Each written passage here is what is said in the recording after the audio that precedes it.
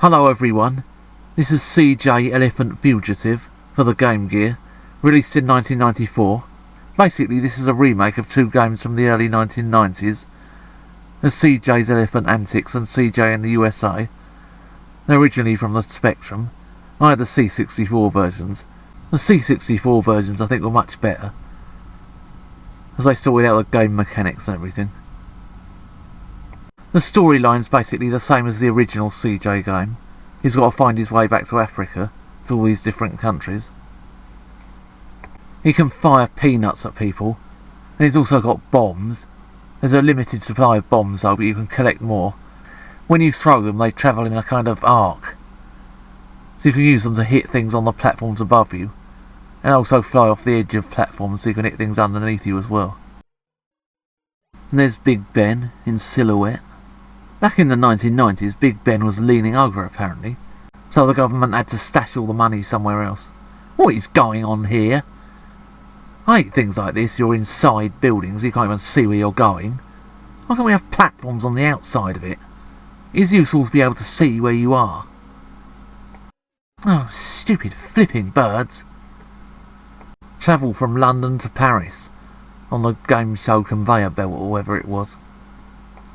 There really don't seem to be a lot of enemies in this game. I mean, in the original CJ games there were millions of them. They're just non-stop action, most of it. Oh, now we've got a couple of these stupid birds. The problem with this character is it just takes too long to fire these peanuts. I mean, in the original version it was instant. In this version we've got to have him leaning back and bracing himself first though. Like anyone really gives a toss about silly little details like that. Oh yeah, you can go through open windows in this game. They try to embellish it a bit. But this just feels empty, to be quite honest. It's just sort of wandering about. You can go for ages without ever seeing an enemy character. Oh, about time. Now I've got to try and hit this bird without being hit. Why do you get sent back to the beginning of this level every time you lose a life? That never happened in the original CJ games.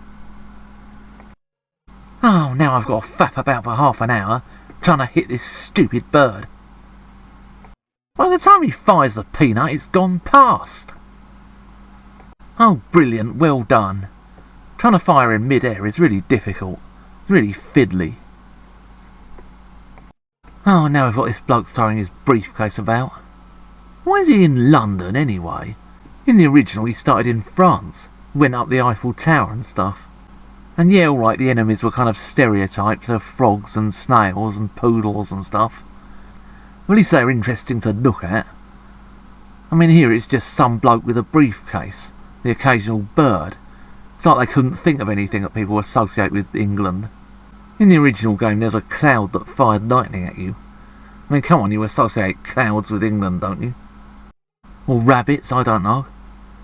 You can never hear rabbits having it off, because they've got cotton balls. Or foxes.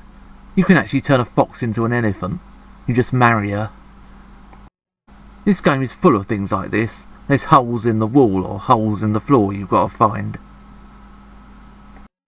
See, here's another one. It just isn't really obvious where you're supposed to go. You just mess about a lot trying to find the way through, slowing the game down even more. Oh, and there's no way up there either. So now you've got to fart ass about trying to find a way round, trying to look for another invisible hole somewhere. Oh, and now he's back here again, just went round in a circle. Complete waste of time. Oh, this flipping wandering about. This is just not what CJ games are about. They're supposed to be fast-paced platform shoot-em-ups. This feels more like a very bad Dizzy game, to be quite honest, except there's nothing to actually collect to solve puzzles. Oh, and look at that. Talk about cheap.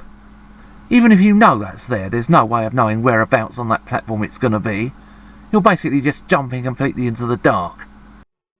Due to the fact he has to build up a few seconds before firing a peanut, the only way you can fire a peanut in mid-air is to press the fire button and then jump, which is just bloody stupid. It's just fiddly and awkward. Who's that bloke up there supposed to be anyway? What a killer accountant. I once met this accountant who suffered from constipation, He used to work it out with a pencil and a bit of paper.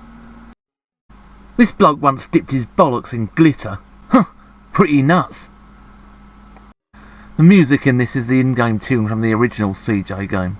There was going to be a third CJ game called CJ in Space. I presume that would have carried on from CJ in the USA. So at the end of that he went up in a space rocket. It was never made though. It's a shame really. It might have been interesting. All the levels could have been different planets. There could have been like a water planet, jungle planet, desert planet. There was also a fan-made game called CJ's Fourth. Never played that though.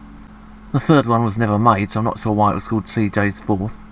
Maybe I'll look that up one day. I'm pretty sure it's much better than this. Oh, now he's just been killed by the government diplomat or whoever he is. There's a lesson here. How to take two really good games and turn them into something completely worthless. I remember being addicted to both those CJ games on the Commodore 64. I can't honestly say I'd ever have got into this. This is the most cynical cash grab imaginable.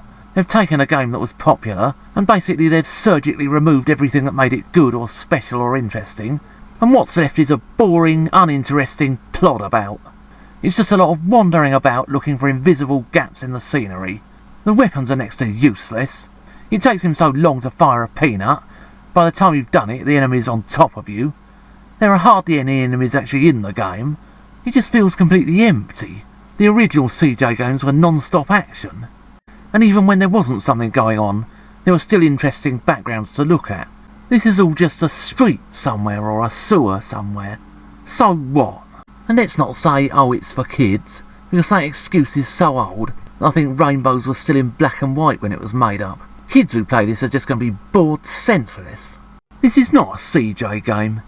It's like some fan-made imitation, made by someone who hasn't got a clue what made the original CJ game so good. In fact, it's a white elephant. And the perverted fear of violence chokes the smile on every face.